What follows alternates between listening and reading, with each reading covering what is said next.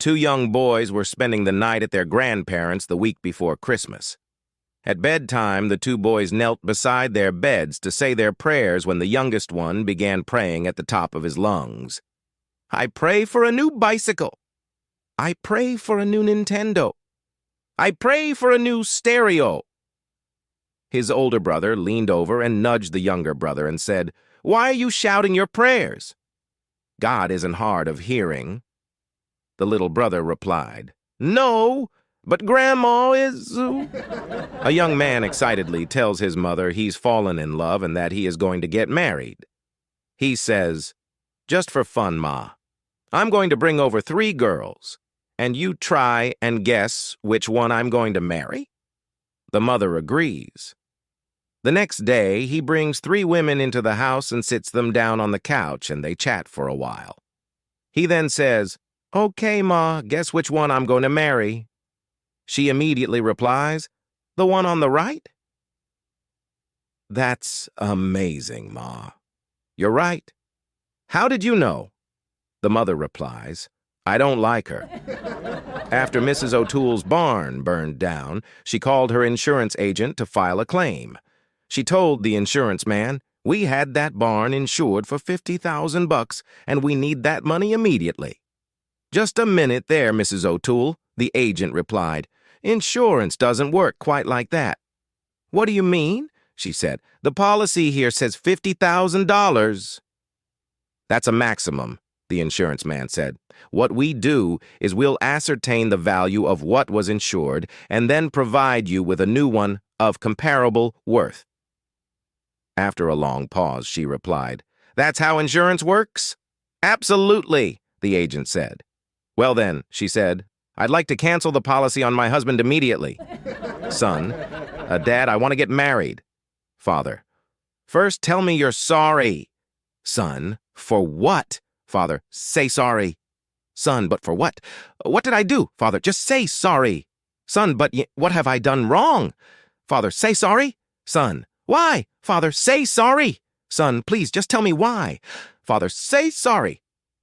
Son, "Okay, Dad, I'm sorry." Father, "There, you're finished training. When you learn to say sorry for no reason at all, then you're ready to get married." An elderly man lay dying in his bed.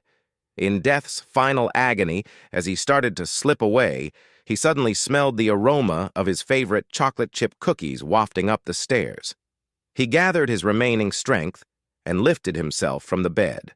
Leaning against the wall, he slowly made his way out of the bedroom and, with even greater effort, forced himself down the stairs. Gripping the railing with both hands, he crawled downstairs, defying the pull of Morpheus. With labored breath, he leaned against the doorframe, gazing into the kitchen. Were it not for the immense pain caused by his extreme exertions, he would have thought himself already in hell. For there, spread out upon waxed paper on the kitchen table, were hundreds of his favorite chocolate chip cookies. Was it heaven?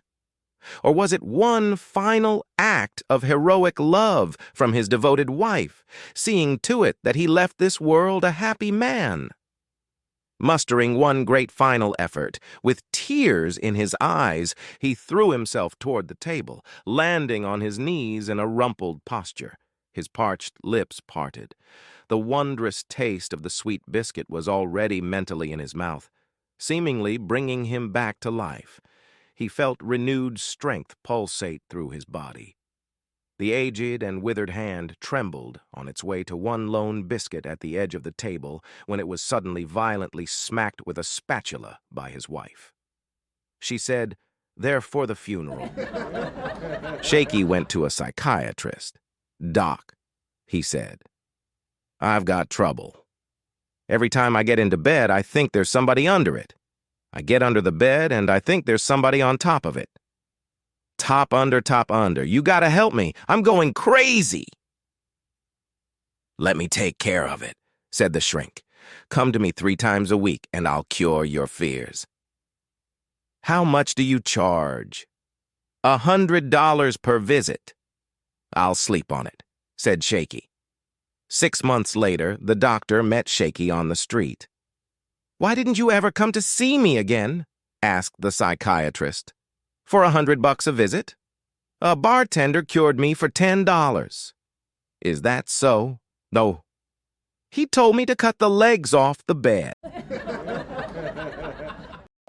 An old couple is sitting in their living room when the old woman leans over and says to the old man, "Remember when we were younger and you used to hold my hand?" The old man grabs the old woman's hand. Then she says, "Remember when we were younger and you used to put your arm around me?" The old man puts his arm around the old woman. Then she says, "Remember when we were younger and you used to nibble on my ear?" To the old woman's surprise, the old man gets up off the couch and starts to walk away. "Honey, where are you going?" she says. The old man replies, "I'm going to get my dentures." Once upon a time, a beautiful, independent, self-assured princess happened upon a frog in a pond. The frog said to the princess, "I once was a handsome prince until an evil witch put a spell on me. One kiss from you, and I will turn back into a prince. And then we can marry, move into the castle with my mom, and you can prepare my meals, clean my clothes, bear my children, and forever feel happy doing so." That night, while the princess dined on frog legs, she kept laughing and saying, "I don't think so." Patty and Murphy are wandering in the desert. Fortunately, they have plenty of water, but no food. Murphy finally gives up sitting down on the ground, and he tells Patty to go on without him. Patty protests, but gets nowhere, so he walks on without his friend, only to return screaming Murphy. Murphy comes quickly, you won't believe your eyes, and tells Murphy of a fantastical tree he has just found with bacon butte on every branch. Murphy picks himself up and protests all the way as he makes his way to the top of the ridge, only to look down into a bowl-shaped valley at one solitary tree with a sandwich on every branch. The two friends run to the tree and pick a sandwich off the tree and take a bite, only for 100 screaming ancient warriors to appear, intent on taking their lives. Murphy says, "Patty, this was no bacon beauty tree, this was a ham bush." A Bible study group was discussing the unforeseen possibility of their sudden death. The leader of the discussion said, "We will all die someday, and none of us really know when. But if we did, we would all do a better job of preparing ourselves for that inevitable event." And did everybody shook their heads in agreement with this comment. Then the leader said to the group, "What would you do if you knew you only had 4 weeks of life remaining before your death, and then the great judgment day?" A gentleman said, "I would go out into my community and minister the gospel to those that have not yet accepted the Lord into their lives." "Very good," said the group leader, and all the group members agreed that would be a very good thing to do. One lady spoke up and said enthusiastically, "I would dedicate all of my remaining time to serving God, my family, my church, and my fellow man with a greater conviction." "That's wonderful," the group leader commented, and all the group members agreed that would be a very good thing to do. But one gentleman in the back finally spoke up loudly and said, "I would go to my mother-in-law's house for the 4 weeks." Everyone was puzzled by this answer, and the group leader asked, "Why your mother-in-law's home?" "Because that will make it the longest 4 weeks of my life."